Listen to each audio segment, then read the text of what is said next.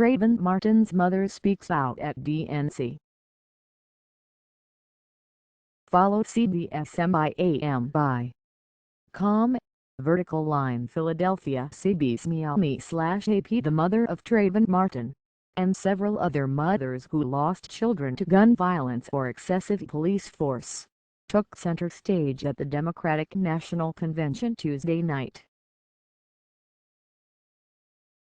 The mothers of the movement not only includes Martin's mother Sybrina Fulton, but also includes the mothers of Michael Brown and Eric Garner, victims of high-profile police-involved killings. They have campaigned with Hillary Clinton, who often refers to them as members of a club no one wants to be a part of. "I didn't want this spotlight, but will I do everything I can to focus some of that light on a path out of this darkness," said Fulton.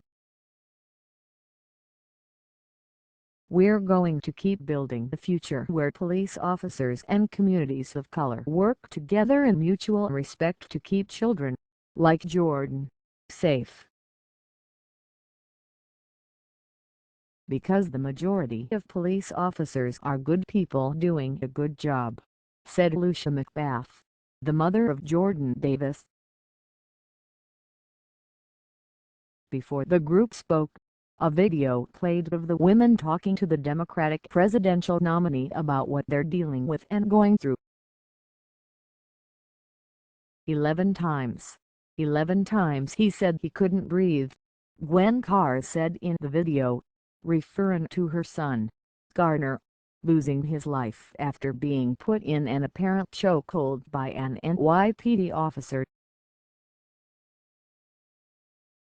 The group of women have traveled the country to promote gun control and reforms to make police officers more accountable as Clinton and Democrats are giving gun control and efforts to curb police violence a starring role at their summer convention. "They're too easily accessible to everyone, even children. You can go out on the street and get a gun," said Terrez McCleary of Philadelphia, who lost her 21-year-old daughter to gun violence in 2009 and was among a few hundred people held a rally against gun violence Tuesday in Philadelphia's Logan Square. "I think they need to pay more attention to the pain we go through when we lose our children and to us when we ask them to make the laws stricter," she said. Clinton has made gun safety one of the foundations of her presidential campaign, vowing to overcome the legendary resistance of gun rights advocates and their GOP allies to push for expanded criminal background checks and a renewal of a ban on assault weapons.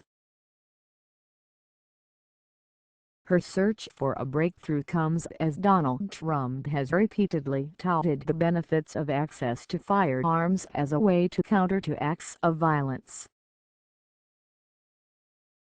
The Republican nominee promoted a law and order message at his convention, where speakers routinely expressed solidarity with police officers and decried the recent slayings of officers in Dallas and Baton Rouge, Louisiana. Yet Democrats view the recent spate of mass shootings and police-involved killings as turning the tide in favor of new restrictions on firearms and catalyst for criminal justice reform. "This is the moment," said New York City Council Speaker Melissa Mark-Viverito.Indeed, Americans increasingly favor tougher gun laws by margins that have grown after the spate of recent mass shootings, according to a recent Associated Press-GfK poll. Almost two-thirds say they support stricter laws, with majorities favoring nationwide bans on the sale of semi-automatic assault weapons such as the AR-15 and on the sale of high-capacity magazines holding 10 or more bullets. Both conventions have coincided with a wrenching period of violence and unrest, both in the United States and around the world.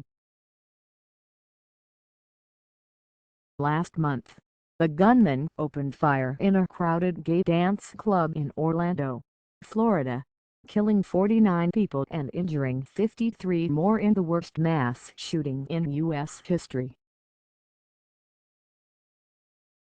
Still, despite a spate of high-profile shootings in recent years, including the 2012 slaying of 21st graders and 6 adults at a Connecticut school and the murder of 9 African-American church members at a Charleston church last year, Democrats have largely failed in their efforts to change federal gun laws.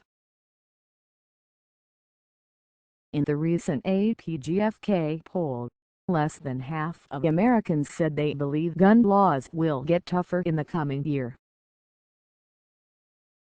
But advocates for gun control say the political landscape has changed dramatically since the 1990s, when then-President Bill Clinton blamed heavy losses in the 1994 midterm elections in part to a public backlash against the ban on certain military-style weapons.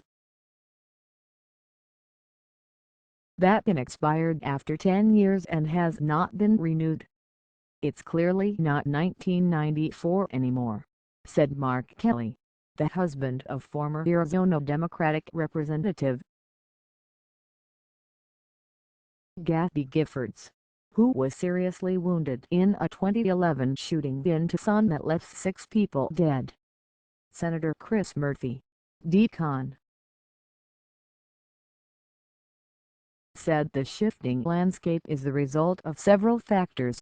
Shootings such as the Sandy Hook school massacre in 2012, renewed concerns over terrorism and high-profile killings of black men in several cities. For the first time, this is a winning issue in the general election, Murphy said. For more on campaign 2016, Thusium and Copyright 2016 CBS Radio Incorporated and its relevant subsidiaries. CBS Radio and iLogo Thusium and Copyright 2016 CBS Broadcasting Incorporated. Used under license.